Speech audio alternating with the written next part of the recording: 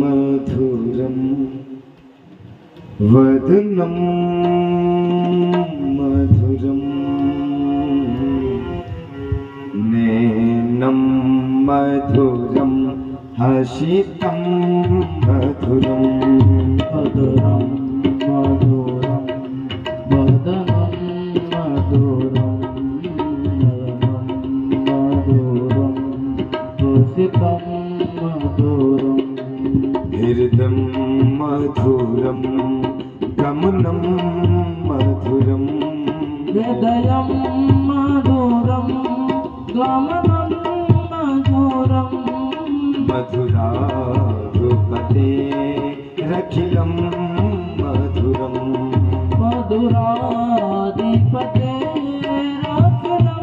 मधुरं वचनं मधुरं चरितं मधुरं वचनं मधुरं बालितं मधुरं चलितं मधुरं भ्रमितं मधुरं चलितं मधुरं भ्रमितं मधुरं मधुराधिपतेरखिलं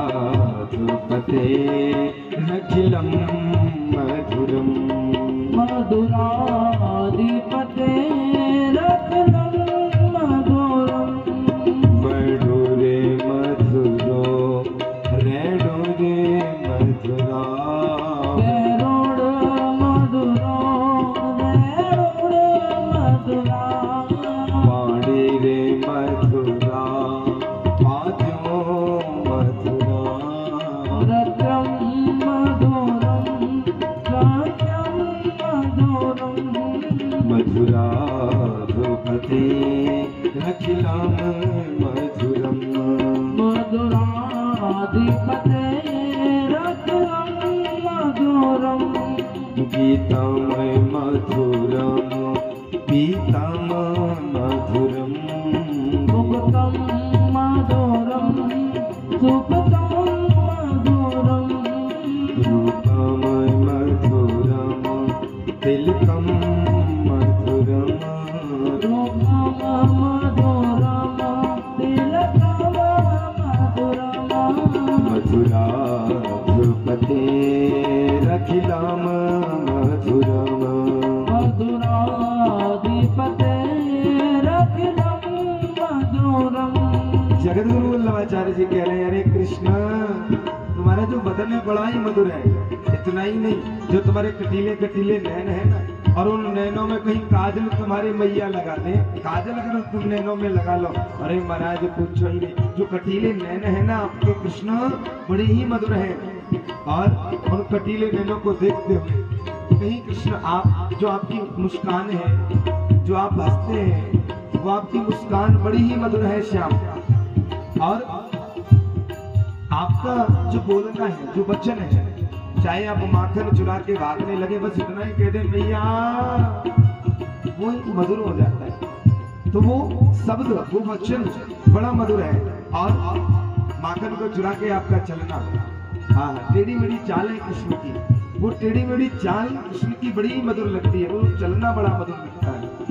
भगवान का घूमना, भ्रमण करना बड़ा मधुर लगता है। और इतना ही नहीं, कृष्ण जब रमण रेती पे चलते हैं ना, और रमण रेती पे जो छोटे छोटे चरण चिन्ह छप जाते हैं, वो छोटे छोटे चरण चिन्ह आदि मधुर, वो बड़े सुंदर लगते हैं। और इतना ही नहीं, कृष्ण जो आप वैडू वादन करते हैं ना, वैडू, वैडू माने होता है बंसी, क्योंकि भागवत में नहीं लिखा बंसी से, तो वैडू लिखा है, वैडू माने बंसी। जिस बांसुरी का आप वादन करते हैं ना कृष्ण, वो बांस की है, सोने की नहीं, चांदी की नहीं, मगर सोने चांदी हीरे की भी बंसी तो उसका सामना नहीं कर सकती। क्यों? क्योंकि वो बांस की बंसी आपके अधरों पे, आपके होठों पे सजी हुई है, इसीलिए वो इतनी मधुर है। और उसमें से जो तान निकलती है ना, उससे पूरा ब्रजमंडल मोहित हो जाता है, इसीलिए तो वो मधुर है ना। और कृष्ण आप जब बांसुरी को बजाते हैं और नृत्य करते हैं ना, कन्हैया आपका जो नृत्य है, वो नृत्य बड़ा मधुर है, टेढ़ी मेढ़ी चाल वाला, बहुत सुंदर नृत्य है, बहुत मधुर नृत्य है। और इतना ही नहीं कन्हैया, तुम्हारा जो कुछ भी गाते हैं तो तुम्हारा गीत मधुर है। तुम्हारा जो पीताम्बर बड़ा रहता है ना श्री ठाकुर जी, वो पीताम्बर बड़ा मधुर है। तुम्हारा सोना, सो के जागना बड़ा मधुर है। और इतना ही नहीं, तुम्हारा जो रूप है वो बड़ा मधुर है। एक संत ने कहा कन्हैया करूं, अरे कन्हैया तो काले हैं जी, काले तो मधुर कैसे हुए? काला रूप कभी मधुर होता है क्या? बोले कि ठीक है भगवान काले। संत, एक संत का भाव है कि देखो ठीक है कन्हैया काले हैं, और काले हैं और छोरा बन के आए हैं। ब्रज में संत कहते हैं अरे कन्हैया अगर तुम होते लली तो गले कट जाते हजारन के। अगर कृष्ण तुम कहीं छोरा ना बनते और छोरी बनाते तो लोग कट कट के मर जाते कि ये छोरी हमें चाहिए। क्यों? क्योंकि पहली बात तो इतनी चंचल छोरी, दूसरे से सांवलिनी गोरी चिट्टी है ना, गोरी हो और चंचल हो और घर घर में जाए तो बताओ कौन नहीं मरे? सबको चाहिए, वही चाहिए। तो इसलिए अच्छा किया आप छोरा बन के आए। और जो सांवला सलोना रूप है ये बड़ा मधुर है, रूपम मधुर। अरे कृष्ण जब आप वल्लभ कुली का टीका आप अपने मस्तक पे धारण करते हैं, वो तिलक भी बड़ा मधुर है श्याम।